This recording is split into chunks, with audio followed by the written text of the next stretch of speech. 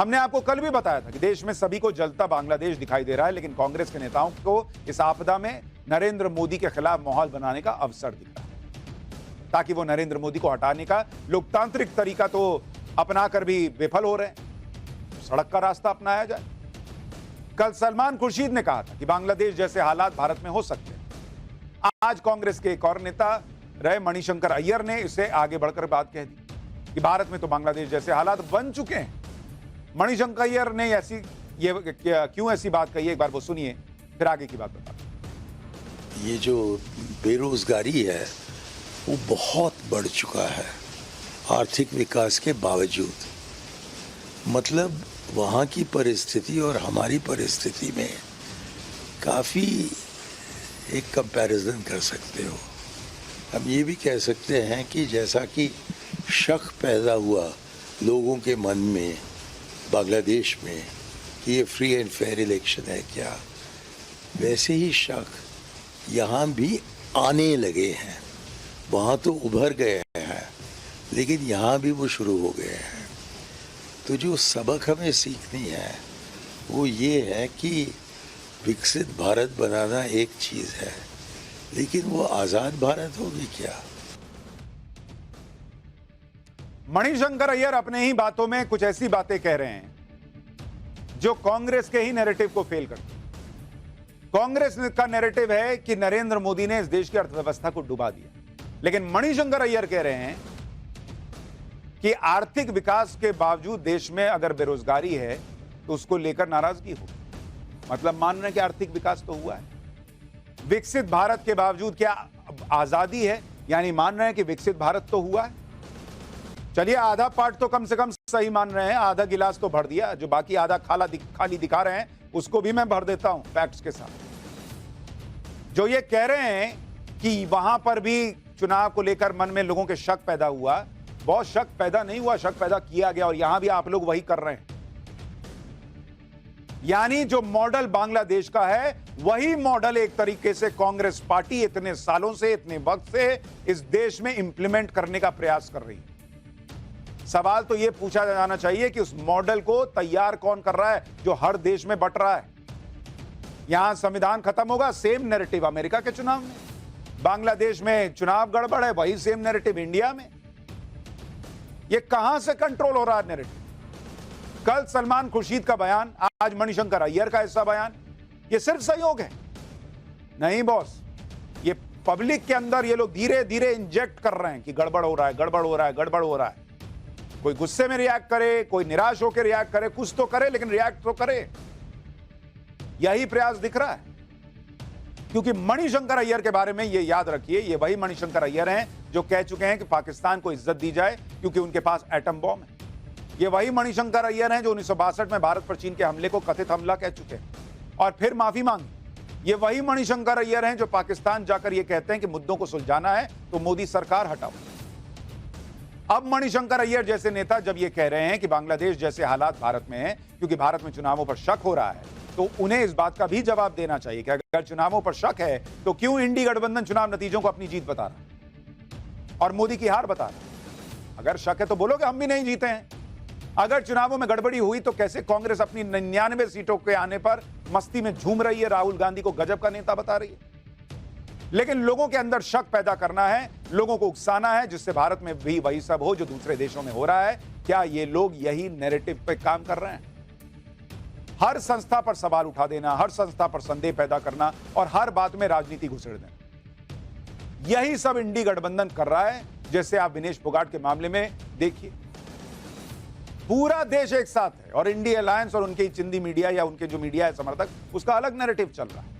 सरकार ने कोई कसर नहीं छोड़ी विनेश फोगाट के लिए अपील करने से लेकर उनको कंपटीशन के लिए तैयार करने तक। सब मानते हैं कि विनेश मेडल के हकदार हैं, फिर भी ये विनेश के मामले में राजनीति कर रहे हैं। आज राज्यसभा में मुद्दा उठाकर इंडी गठबंधन ने बॉयकॉट कर दिया। इसमें चेयरमैन तक पर सवाल उठा दिए कि वो तो नेता विपक्ष को बोलने नहीं दे रहे हैं, जबकि राज्यसभा चेयरमैन ने साफ कहा कि इस मामले में क्यों राजनीति करनी जब पूरा देश एक पेज पर, जब पूरा देश अपनी बेटी के साथ खड़ा है।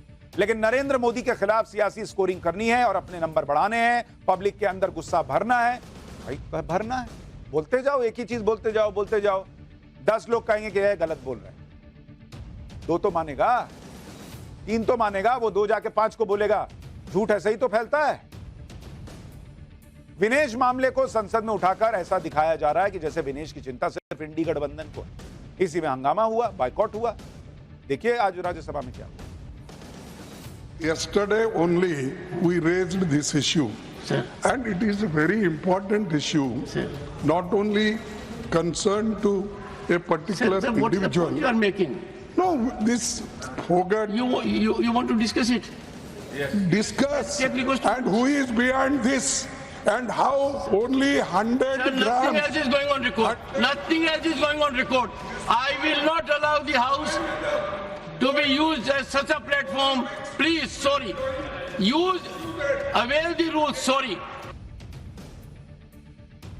राज्यसभा में विपक्ष के रवैये से सभापति जगदीप धनखड़ नाराज हो। उन्होंने विपक्ष पर सभापति की कुर्सी का अपमान करने का भी आरोप लगाया।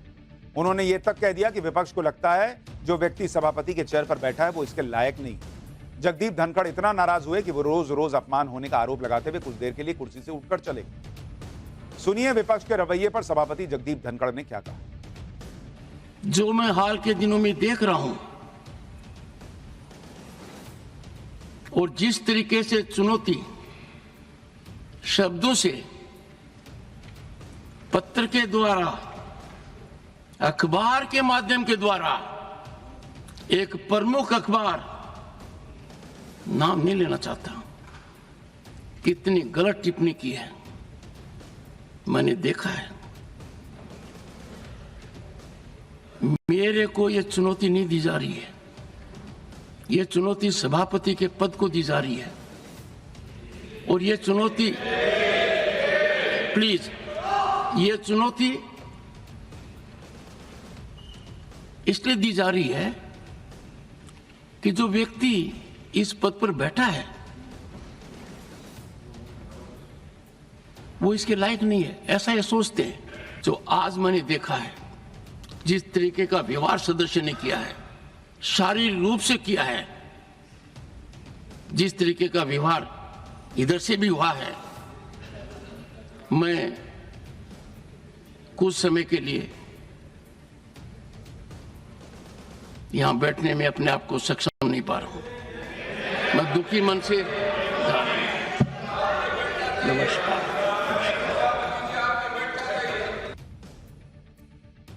काफी देर तक हुए हंगामे के बाद राज्यसभा में सदन के नेता जेपी नड्डा ने विनेश फोगाट के मुद्दे पर बयान दिया। उन्होंने कहा कि सरकार और पूरा देश विनेश फोगाट के साथ खड़ा है, लेकिन इस मुद्दे को पक्ष और विपक्ष में बांटने की कोशिश की जा रही है। इसके साथ नड्डा ने सभापति की चेयर के अपमान की भी निंदा की। देखिए क्या कहा। सारा देश इस विनेश के साथ खड़ा है, तो मुझे लगता है, और जो भी प्लेटफॉर्म्स थे और हैं, उन सारे पर रिड्रेसल का प्रयास भारत की सरकार और खेल मंत्रालय और ओलंपिक एसोसिएशन के हमारे नुमाइंदों ने किया है। इस बात का मैं विश्वास दिलाना चाहता हूं। इसलिए भावनाओं पर कंट्रोल करना, भावनाओं को सीमित रखना और अपने विवेक से काम करना, यह इस समय की आवश्यकता है। मुझे लगता है, मैं आशा करता हूं कि विपक्ष अपनी भूमिका को इस दृष्टि से देखेगा। एक बार आपको जिस तरीके से आपके चेयर को आघात पहुंचा है, यह सच में निंदनीय है, ऐसा मैं कहना चाहूंगा। विनेश फोगाट के नाम पर कांग्रेस किस तरह की राजनीति कर रही है, उसे आप इस बात से समझिए कि हरियाणा में चुनाव है और हरियाणा में कांग्रेस के नेता भूपेंद्र सिंह हुड्डा ने कह दिया कि अगर उनके पास बहुमत होता तो विनेश फोगाट को राज्यसभा भेज देते। सुनिए भूपेंद्र सिंह हुड्डा को, फिर बताऊंगा कि हुड्डा के इस बयान पर कैसे विनेश फोगाट के चाचा महावीर फोगाट ने ही उन्हें करारा जवाब दिया। मैं इस बात से सहमत नहीं हूँ। पूरा सम्मान होना चाहिए जो गोल्ड मेडल जीते हुए होते हैं, तो उसके साथ जाती हूँ तो गोल्ड मेडल की पक्की मिलेंगी, पक्का गोल्ड मेडल आती है। इतना उसमें वो हौसला था और बहुत अच्छी हुई थी। और ये क्या कारण हुआ, इसकी भी जांच करवानी चाहिए और इस बात का पता लगाना चाहिए। सर, अगर आप होते उनकी जगह पे तो क्या आपकी तरफ से क्या सम्मान उनको दिया जाता सर? आज राज्यसभा की सीट खाली हो रही है, मेरी अगर मेजोरिटी होती तो राज्यसभा में भेजता ताकि सारे देश को प्रोत्साहन मिलता खिलाड़ियों को।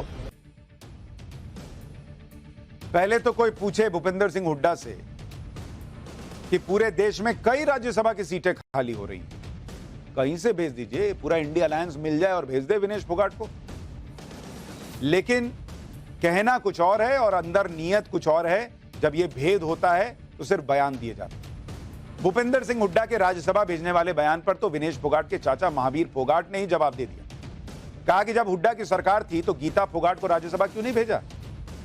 सुनिए कैसे जो एजेंडा वाली पॉलिटिक्स हो रही है उसकी धज्जियां उड़ा दी और उसे पटखनी दे दी महावीर फोगाट ने।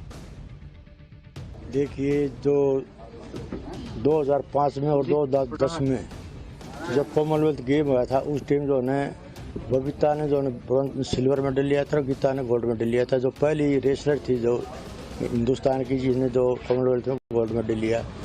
उसके बाद में जो 2024 में 12 में जो पहली महिला रेसलर थी जो गीता जो ने ओलंपिक क्वालिफाई किया रेसलिंग में। जब हुड्डा की सरकार थी, जब उस टाइम जो डीएसपी लगनी थी, जो खेल नीति बनाई थी उसने, तो उस टाइम गीता और बबीता दोनों डीएसपी लगनी थी। लेकिन हुड्डा साहब ने जो भेदभाव करके इनको जो ने गीता को तो इंस्पेक्टर लगाया और बबीता को सब इंस्पेक्टर लगाया। आज जो हुड्डा साहब कहते हैं जो उसमें जो भेजना चाहिए तो वो कोई दूर नहीं। जो हुड्डा सरकार में जो गीता थी जो पहली महिला थी जो कई जो अपने रिकॉर्ड बनाए, तो उस टाइम गीता को क्यों नहीं जो हुड्डा साहब ने जो राज्यसभा में भेजा। इसकी तो पूरी जो सरकार थी। यानी वक्फ एक्ट से लेकर विनेश फोगाट तक के मामले में और दूसरे कई मामलों में साफ साफ दिख रहा है कि इंडिया अलायंस पूरा विपक्ष नरेंद्र मोदी के विरोध के चक्कर में एक अलग लेवल की पॉलिटिक्स कर रहा है, जो लेवल गिरता चला जा रहा है। झूठ और भ्रम की पॉलिटिक्स के जरिए लोगों की भावनाओं को भड़काने का प्रयास हो रहा है, उनमें पिन मारने का प्रयास हो रहा है। और यह बात सिर्फ नरेंद्र मोदी को कुर्सी से हटाने की नहीं है, सिर्फ उस तक सीमित नहीं है। यह खतरा देश के लिए कि हम देश में कैसी पॉलिटिक्स को आगे बढ़ा रहे हैं। आज मोदी प्राइम मिनिस्टर हैं, कल कोई और होगा, परसों कोई और होगा, लेकिन देश तो यहीं रहेगा। और क्या हम इस देश में झूठ और भ्रम की राजनीति ही आगे बढ़ाना चाहते हैं? यह सवाल सिर्फ नेताओं से नहीं, उन्हें फॉलो करने वालों पर भी।